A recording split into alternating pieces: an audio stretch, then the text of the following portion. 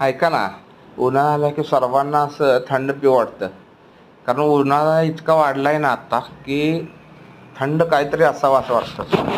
म्हणून यासाठी आपण आज महोपती सरबत बनवण्याचं ठरवलं. आणि महोपती सरबत आता घरी बनवलायच, पण म्हटलं बाकी सगळ्यांना दाखवावं तरी नक्की कसा बनवायचा असतो. तोही अगदी 10 मिनिटात बनवलाय. यासाठी आपण एक स्टीलचं पातेलं घेतलं.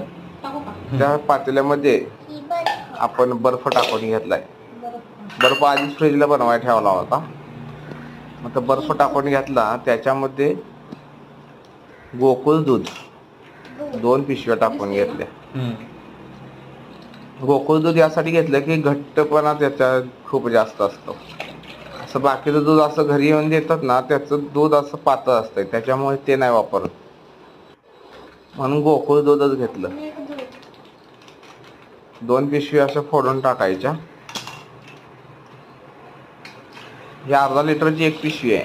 असं पूर्ण 1 लिटरचा बनवला होता आपण.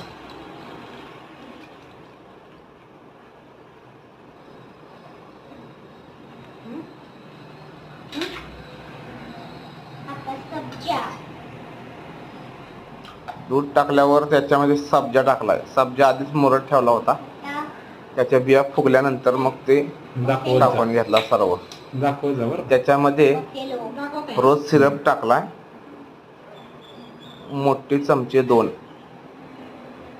रोज सिरप आपण बाहेर केकच्या दुकानातून, केकचं रॉ मटेरियल असतं ना, त्या दुकानात सुद्धा भेटतं किंवा डीमार्टला वगैरे मिळतं. तो रोज सिरप 2 चमचे टाकून घेतला आणि मस्त असं ढवळून घेतलं.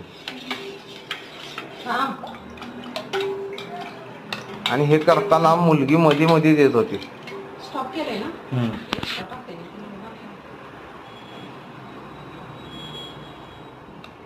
रोज सिरप संपत आला होता म्हणून राहिलेला तो पण दिला टाकून.